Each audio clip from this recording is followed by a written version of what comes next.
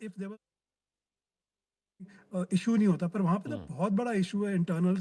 अब अफगानिस्तान पाकिस्तान को उठा लीजिए, बलूचिस्तान को उठा लीजिए, तो ये हो नहीं पाएगा। चाहे चाइना के लोग तो भाग के छोड़ के जा रहे हैं, पाकिस्तान कह रहे हैं कि हम लोग यहाँ काम नहीं कर सकते क्योंकि हम बलूची उनको कराची मार में रहे हैं अटैक सर, हो रहा है। ढूंढ ढूंढ के। बलूची तो ढूंढ ढूंढ के बिल्कुल मारे हैं चाइनीज को। वो तो बिल्कुल। मतलब तो ये हाँ। नहीं, आप बिल्कुल सही कह रहे हैं। तो ये जो है चाइना को भी ये पता है, पर अभी जो है मैंने भी ये बोला, जो मैडम ने भी यही बोला है कि विदाउट अमेरिकन अप्रूवल एंड ये पीछे नहीं हो बहुत सकता। जो लेयर चल रही है, जो बड़ा गेम चल रहा है यूएसए चाइना का, उसमें जो है अभी ये इसराइल भी फंस चुका है, उसमें ईरान भी फंस चुका है, और बेचारे जीसीसी वाले हैं, वो बेचारे बैठ के कह रहे हैं कि हमने क्या किया, आपने तो हमारी इकोनॉमी को डिस्ट्रॉय कर दिया है। Thank you. Alright David ji, general साहब मैं आपके पास आ रहा हूँ। अब अगर ईरान का सामान पहुंच रहा है ईरान तक, तो ये जो घेरेबंदी वाला पूरा मामला है इनका, अमेरिका का तो वैसे ही ढीला हो गया। लेकिन सर, चूंकि आरजू भी बता रही, बहुत इंपॉर्टेंट वैलिड पॉइंट है कि अब दोबारा ट्रम्प साहब को आना नहीं है। एक लॉ है सर अमेरिका में कि 60 दिन से ज़्यादा आप सेना को बाहर नहीं भेज सकते या जंग में नहीं भेज सकते 60 दिन से ज़्यादा। अगर उसके ज़्यादा भेजना है तो आपको फिर वहाँ की सीनेट से, कांग्रेस से अप्रूवल लेना पड़ता है। तो मुझे लगता है कि अप्रूवल वगैरह तो मिलना मुश्किल लग रहा है ट्रम्प साहब को। तो मुझे लगता है ये सब इनिशिएटिव लेके अब वो लग रहा है कि इवैक्यूएशन प्लान पर लग रहा है ट्रम्प साहब काम कर रहे हैं सर।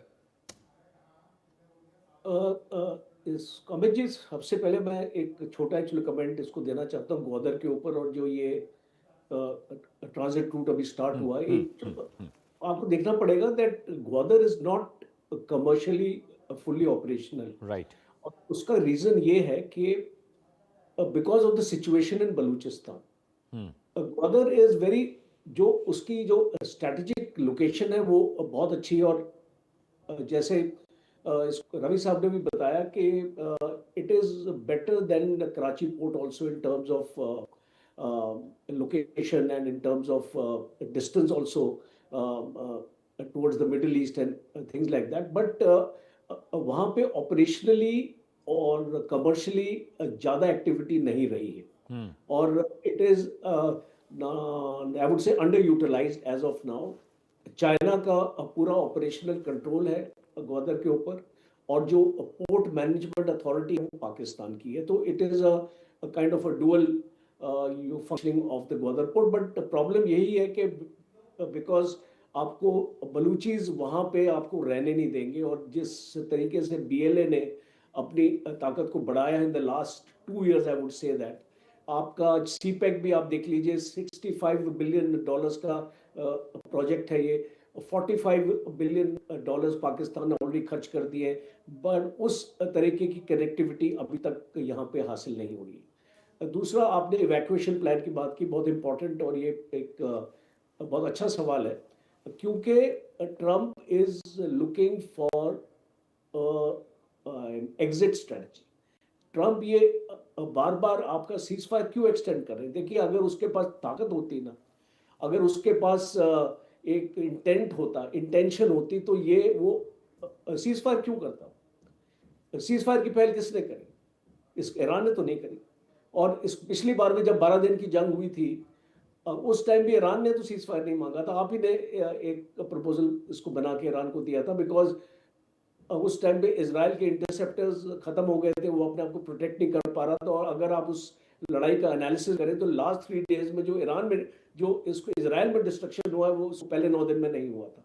तो ये एक रियलिटी है, और ये बार बार सीज फायर एक्सटेंड हो रहा है, धमकियां इसलिए दी जा रही है, उसको ब्लॉकेड इसलिए किया जा रहा है, बिकॉज एक सिनेरियो पेंट हो रहा है। अब जब भी एक लड़ाई होती है, जैसे अट्रिशन वॉर है, एक अट्रिशन वॉर में आपको कैसे पता चलेगा कि आप जीते या एक आपका अपोनेंट आपका जीता? बिकॉज कोई आपने टेरिटरी तो गेन करी नहीं है। लॉस ऑफ लाइफ्स, आपके सोल्जर्स, अगर आप इसको गिने तो आपको पता नहीं है ईरानी आपने कितने उसको सोल्जर्स मारे हैं, और यूएस का तो उसको फिगर हमको पता ही है। और जो आपने इस यूएस का एयरक्राफ्ट और एयर डिफेंस सिस्टम का नुकसान किया है, इस बोला जाता है इस लड़ाई में यूएस के तकरीबन $200 बिलियन का जो खर्चा हुआ है, नुकसान भी और एक्सपेंडिचर भी। तो एक कंट्री जो $37 ट्रिलियन के डेट में चल रही है, और एक जनरल साहब माफी चाहता हूं, मैं आपको रोक रहा हूं, एक बड़ी खबर है, उसके बाद मैं रिएक्शन आपका लूंगा इस पर। ईरान ने केमिकल टैंकर पर हमला किया, इस वक्त की बड़ी खबर आ रही है। हॉर्मुज़ स्ट्रेट में केमिकल टैंकर वहां से गुजर रहा था। टोगो के झंडे वाले केमिकल टैंकर की ये तस्वीर सामने आई है कुछ वक्त पहले की। केमिकल टैंकर पर 12 भारतीय सवार थे। हमले के में किसी भी भारतीय को नुकसान नहीं हुआ, ऐसी अपडेट, ऐसी खबर हमारे पास आ रही। टैंकर में सवार सभी लोग सुरक्षित बताए जा रहे हैं। केमिकल टैंकर पर ईरान की तरफ से हमला किया गया है। टैंकर में सवार भारतीय क्रूज सदस्य सभी सुरक्षित बताए जा रहे हैं। ओमान के इलाके से ये गुजर रहा था। ओमान के शिनास बंदरगाह के पास यह हमला हुआ है। इस वक्त की बड़ी खबर आपको बता दें, ईरान ने टोगो के झंडे वाले केमिकल टैंकर पर हमला किया है। इस टैंकर का नाम एमटी शिरॉन बताया जा रहा है। शिपिंग मिनिस्ट्री के अनुसार इसी जहाज को ईरान की कोस्ट गार्ड ने रोका था। जहाज पर कुल 12 भारतीय क्रू मेंबर मौजूद थे। यह घटना ओमान के शिनास पोर्ट के पास हुई। जहाज उस वक्त दूसरे जहाजों के साथ आगे बढ़ रहा था, तभी अचानक ईरान की कोस्ट गार्ड ने उसे रोक लिया। चेतावनी के तौर पर गोली भी चलाई। इसके बाद जहाज को रोककर जांच की गई। शिपिंग मिनिस्ट्री ने साफ कहा है कि किसी भी भारतीय को नुकसान नहीं पहुंचा है। तो देखिए किस तरह से वहां पर अब बहुत क्रूशियल होते जा रहे हैं हालात। अब जनरल साहब, मैं आपके पास दोबारा आ रहा हूँ।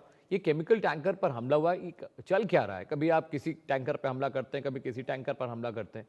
अगर आपने भारत को परमिशन दे दी है कि दे कैन क्रॉस हॉर्मुज़, तो ये बार बार रोक रोक के ये जांच पड़ताल ये क्यों हो रही है फिर ईरान में? देखिए, अभी तो इस परमिशन किसी को नहीं मिली है। अभी जो आपकी जो सिचुएशन है, जैसे अमेरिका ने ब्लॉकेड अपना लगा रखा है, ईरान ने भी ब्लॉकेड लगा रखा है। ईरान भी जो परमिशन नहीं दे रहा है किसी को अंदर जाने। जो हमारे 15 टैंकर जो अभी भी हैं वहाँ पे, इस मेरी इंफॉर्मेशन के हिसाब से तो वो भी अभी तक वहाँ से मूव नहीं कर पाए। अगर भारत को परमिशन अगर दी होती तो 2-2 करके 3-3 करके, जैसे minister of external affairs Jaishankar की स्टेटमेंट थी कि केस टू केस हम अपना अप्रूवल ईरान से ले रहे हैं। 2 टैंकर एक टाइम पे निकलते हैं, 3 टैंकर एक टाइम पे निकलते हैं। और एक टाइम पे जब हमारे तकरीबन 22-23 टैंकर थे तो 7-8 तो आ चुके हैं यहाँ पे। और पर अभी भी 15 टैंकर हमारे फंसे हुए हैं। जी। तो इसको ये बोलना कि इसको ईरान ने उसको खोल दिया है, बिकॉज ईरान की जो स्टेटमेंट अगर आप देखें, जब नेवल ब्लॉकेड ईरान ने इस यूएसए ने लगाया था, ईरान ने बोल दिया था that now the straight of Hormuz is also blocked.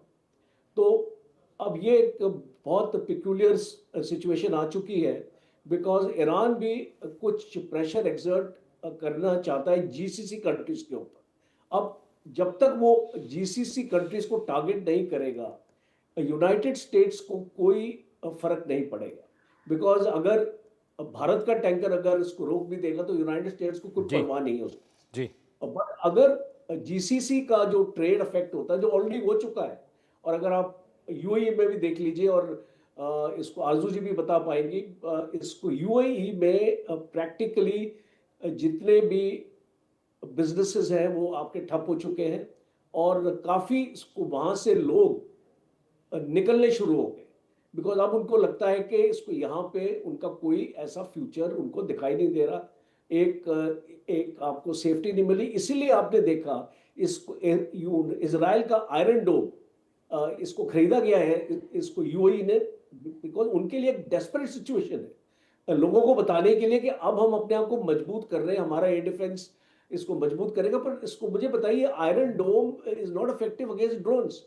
वो जब आपके 100 ड्रोन्स आएंगे, 50-100 ड्रोन्स एक टाइम पे आएंगे, तो आपका कितना आयरन डोम इसको रोक पाएगा? इजराइल कितना इसको रोक पाया? Alright sir, it alright. Is effective against missiles जब ऐसे आपके लार्ज वैल्यू टारगेट्स होते हैं, but against swarm tactics I don't think iron dome is successful. But एक ये पोस्चरिंग भी है, एक मैसेजिंग भी है जो यूएई अपने लोगों को दे रहा है कि हम अपने एयर डिफेंस को मजबूत कर रहे हैं और इसलिए आप सुरक्षित है।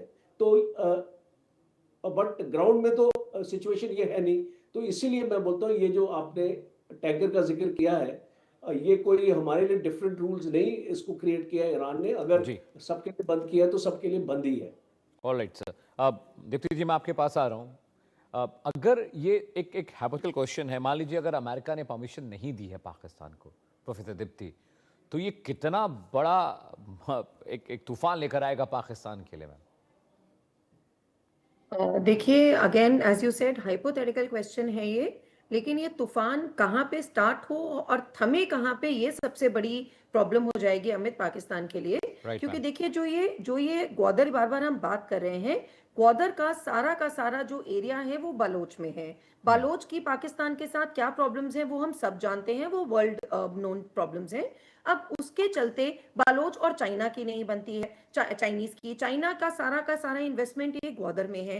तो ये अपने आप में इतनी ज्यादा कॉम्प्लिकेटेड सिचुएशन है कि आप जो कह रहे हो कि अगर हाइपोथेटिकल सिचुएशन भी ये हुई तो ये कहीं पाकिस्तान के दो टुकड़े जो 1971 में हुआ था वो पाकिस्तान के लिए 2026 में इतिहास रिपीट ना हो जाए कि ग्वादर के चलते चाइनीज का भी इन्फ्लुएंस, चाइना को पाकिस्तान की सपोर्ट चाहिए होगी, बालोच को भी वो अगर फंडिंग की जरूरत हो जाए कि चलिए, because see there are no permanent friends and enemies in geopolitics. तो इसके चलते अगर बालोच को पाकिस्तान से फ्रीडम दिलाने के लिए जहां से भी उनको सपोर्ट मिलेगी, बालोच वो सपोर्ट लेगा। And China is a pure businessman, उसको केवल अपना पैसा दिखता है कि कहां से मेरा पैसा जाता है, उसको कोई फर्क नहीं पड़ता कि कहां से मेरी किसकी एलिजियंस थी, किसने मेरे कब तलवे चाटे। तो पाकिस्तान के लिए ये एक बहुत, मैं कहूंगी एक बहुत डिफिकल्ट सिचुएशन में पाकिस्तान ने अपने आप को डाल लिया है।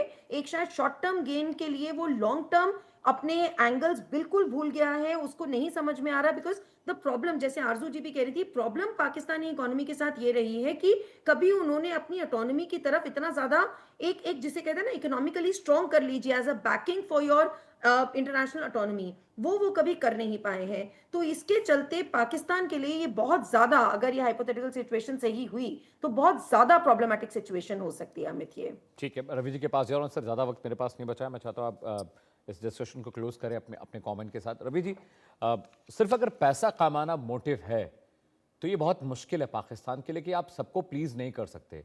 आपने अपनी 40% 70% एसेट्स चाइना को बेच दिए हैं, आप अमेरिका को प्लीज़ कर रहे हैं, आप चाइना को प्लीज़ कर रहे हैं, आप रशिया को प्लीज़ करना चाहते हैं, आप ईरान को प्लीज़ करना चाहते हैं। एक स्कूल में एक स्टूडेंट सभी का दोस्त तो नहीं हो सकता ना, ये जरूरी है बहुत कि ही आपको बढ़िया सब आपने लोग बोला। पसंद करें, ये तो नहीं हो सकता सर। एब्सोल्युटली हमें तो आपने बिल्कुल सही बोला है, पर ये अनफॉर्चुनेट रियलिटी है पाकिस्तान की। जब उन्होंने अपने खुद के सिस्टमेटिक तरीके से पिछले 20 साल में अपनी सारी प्रोडक्शन को उन्होंने तहस नहस कर दिया। आज पाकिस्तान की इकोनॉमी में ऑलमोस्ट कुछ प्रोड्यूस नहीं हो रहा, जितनी भी मैन्युफैक्चरिंग हो रही थी वो ठप हो चुकी है, क्योंकि चाइनीज प्रोडक्ट्स ने इन्फिल्ट्रेट कर दिया है पूरे मार्केट को।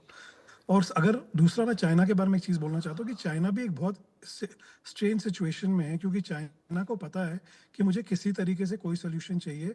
क्योंकि अगर चाइना कभी खुल के किसी ऊपर वॉर में नहीं आएगा, क्योंकि उसको पता है कि उसकी जो पूरी मैन्युफैक्चरिंग बेस्ड इकोनॉमी जो है, जो कोविड के टाइम पूरा ठप बन गया था, आपको याद है कि प्रोडक्शन के सारे शिपमेंट्स पड़े हुए थे पर कहीं जा नहीं रहे थे। तो China can't afford to also come very clearly in front.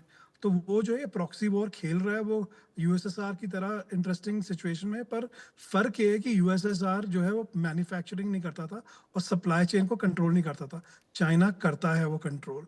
तो इसीलिए पाकिस्तान आज की डेट में, जो आपने बोला, अगर अगर पाकिस्तान ने बिना यूएसए को पूछ के ये किया है तो बहुत ज्यादा ऑल कॉन्सिक्वेंशियल राइट सर, इसके इम्पैक्ट होंगे। तो anyways, thank you so much Amit, always great to thank be you here. Ravi ji for joining us, it was wonderful having you on the show. Deepti ma'am, बहुत बहुत शुक्रिया आने के लिए। जनरल साहब, आपका भी बहुत बहुत शुक्रिया अपने इनसाइट्स हमसे शेयर करने के लिए, बहुत बहुत शुक्रिया। तो देश का सवाल में आज के लिए फिलहाल इतना ही।